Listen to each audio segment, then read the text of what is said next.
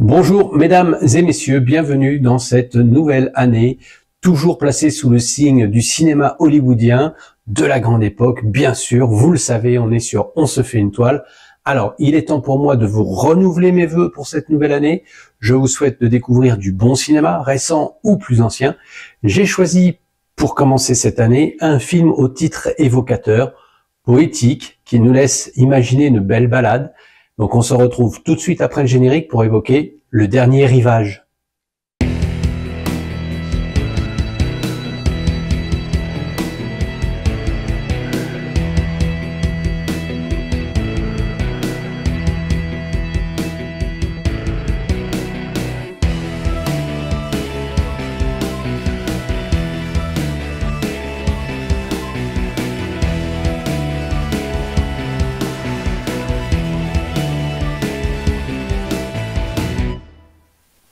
Et pour bien commencer, eh bien, je vous gâte avec un casting incroyable. Ava Gardner, puis Gregory Peck, mais aussi le jeune Anthony Perkins et le non moins talentueux Fred Astaire, et tout ça sous la houlette de la direction de Monsieur Stanley Kramer. Un film de 1959 qui dure quasiment 2h15 quand même. Vous allez peut-être m'en vouloir, et oui, mais on est très loin du glamour présenté dans le pré-générique de cette vidéo. C'est tout au contraire, un film complètement à l'opposé.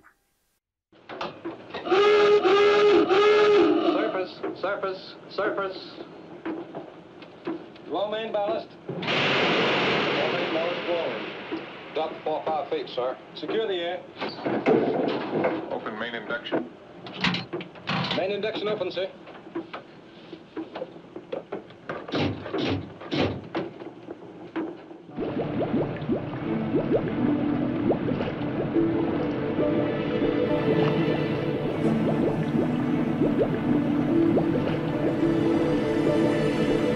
L'histoire se situe en 1964 et une guerre atomique a ravagé presque tout l'hémisphère nord de la planète. Un sous-marin américain fait escale en Australie, le seul endroit pour l'instant où les retombées radioactives ne sont pas arrivées, mais ce n'est qu'une question de temps.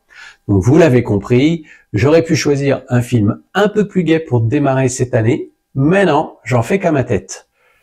Au niveau des critiques, pour être tout à fait honnête avec vous, je ne connaissais pas ce film. Je l'ai trouvé dans une petite boutique à Rennes où les DVD s'entassent sur des piles et des piles. On a vraiment du mal à se mouvoir dans cette boutique. Il y en a sur les murs, il y en a par derrière. Bref, elle est incroyable cette boutique. Une petite dame tient cette boutique, c'est juste du plaisir quand on rentre dedans et qu'on découvre tous les titres qu'elle nous propose. Bref. En voyant ce film, je l'ai acheté tout de suite parce que en voyant son casting, j'ai dit j'ai vraiment hâte de le découvrir. Alors voilà un film que l'on pourrait qualifier de majeur, mais pas parce que c'est un grand film, juste par le sujet qu'il traite, la manière dont il le traite et la finalité somme toute tragique. Réalisé en pleine guerre froide, le message du film est assez clair et qui d'autre que Gregory Peck pour incarner cette droiture très américaine. Mais son personnage est dans le déni. Il parle de sa famille au présent, il entrevoit même un futur pour ses enfants. En contrepartie, Ava Gardner est plus lucide, et donc elle sombre dans l'alcool, jusqu'à cette brève rencontre qui lui redonne un petit peu le goût de vivre. Mais les illusions sont encore plus dures. Il y a aussi deux rôles secondaires importants, celui de Fred Astaire, qui sort enfin de ses comédies musicales légères pour un rôle tout en noirceur, Anthony Perkins, le jeune Anthony Perkins, qui n'a pas été encore travesti par Monsieur Hitchcock. Si on revient sur notre ami Astaire, il fait partie de cette scène d'action, on va dire, du film, à travers cette course de voiture. Seule scène d'action du film. Le contexte du film résonne encore aujourd'hui avec toutes ces menaces qui sont toujours d'actualité, de guerre nucléaire, comme si ce film était un témoin de ce qui pourrait arriver, advenir. Il commence intelligemment dans un sous-marin, sans contexte. On pourrait penser à un film de guerre comme les autres, puis on en vient à la triste vérité, mêlée d'espoir et de résignation, jamais dans la surenchère, les personnages restent dignes, même à la toute fin. Un film qui ne veut pas être dans le compromis, il démontre que la folie des hommes ne peut engendrer que le chaos. Et c'est pour cela que ce film est majeur. On en vient aussi très logiquement et très sobrement à la rubrique des petits plus. C'est en janvier 59 que Gregory Peck s'envole pour l'Australie pour commencer un nouveau tournage. Et effectivement, quelques mois plus tôt, il a donné son accord pour jouer sous la direction de Stanley Kramer. C'est une production United Artists. Depuis la guerre de Corée, l'antagonisme entre les États-Unis et la Russie suscite de vives inquiétudes, et la guerre froide à laquelle se livrent ces deux grosses puissances depuis 1947 peut dégénérer à tout moment en fait. Donc sous l'angle de la parabole, le cinéma américain se fait le miroir de ces peurs en produisant des séries de films catastrophes où l'humanité doit affronter soit des extraterrestres pour le moins belliqueux, ou alors des monstres, enfin des animaux irradiés particulièrement destructeurs. Stanley Kramer sera donc le premier, on va dire, à traiter ce sujet assez grave que personne n'ose vraiment aborder de manière sérieuse. Partageant les convictions humanistes et libérales de Kramer, Gregory Peck, sollicité pour le rôle, est fier de pouvoir participer à un tel film. Il nous dit que Stanley Kramer, qui a produit et réalisé Le Dernier Rivage, est un cinéaste qui, sur le sujet des préjugés raciaux, aussi bien que celui de la course à l'armement nucléaire, désire intensément dire quelque chose sur les problèmes cruciaux de dimension mondiale. Il a pris donc le roman de Melville Schott et il s'est dit « Je vais en faire un film et peut-être que j'influencerai l'attitude des gens ». Je crois que nous avons tous été imprégnés par la mission de Stanley, nous dit Gregory Peck. Nous avions tous envie de l'aider à atteindre son but. Cependant, pendant le tournage, Gregory Peck et notre ami Stanley Kramer ont quand même eu des discussions assez animées, et notamment grâce au personnage qu'interprète le comédien. En effet, dans le roman, Towers perd sa famille donc, mais il lui reste fidèle, et sa rencontre avec Moira reste purement platonique.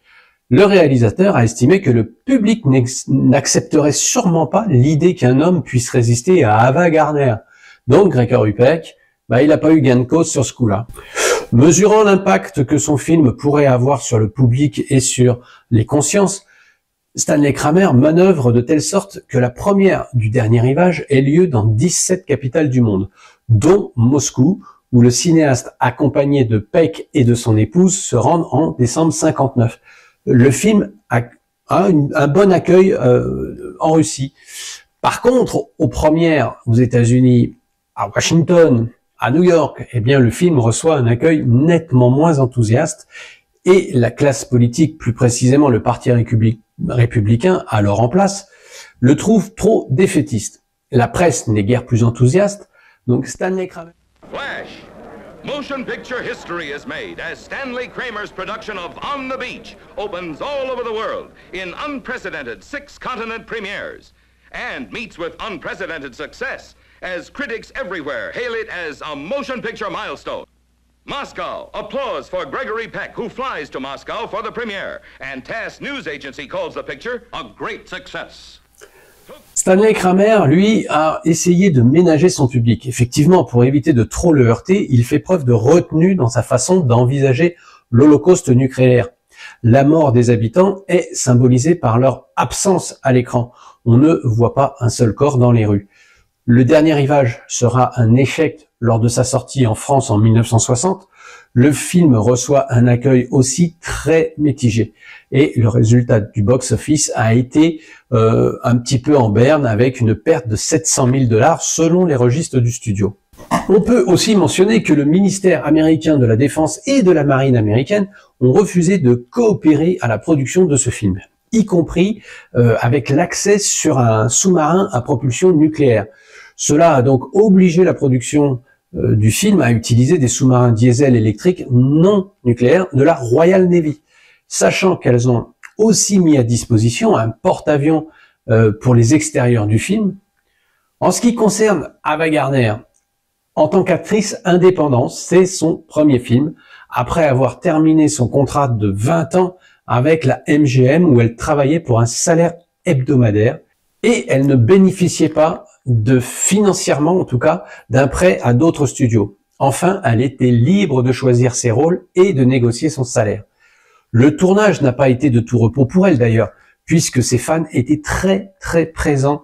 Ils la sollicitaient plus que de raison, et même la presse d'ailleurs. Vous m'étonnez. Vous êtes en Australie, vous avez une star de cet acabit qui vient, sachant qu'en Australie, il n'y avait pas beaucoup de films qui se tournaient à cette époque-là. Donc pour les Australiens, c'était vraiment un événement, et ils ne la lâchèrent pas. Outre ses fans, elle était quand même dans un environnement assez hostile, comme nous dit Gregory Peck dans ses mémoires, puisqu'elle était aussi harcelée par les mouches. Des fois, on voyait des nuées de mouches qui nous cachaient le soleil, dit-il dans ses mémoires, et donc c'était difficile pour elle de rester stoïque lors d'une scène, alors que ça virevoltait dans tous les sens autour d'elle. Malgré donc cet accueil assez froid, le film a quand même été nominé pour le prix du meilleur film dramatique au Golden Globe, mais il n'a eu aucune nomination pour les Oscars. Le film a donc été tourné en Australie, comme je le disais, excepté la scène de la course automobile qui a été tournée en Californie, scène assez impactante puisque c'est la seule scène d'action dans le film.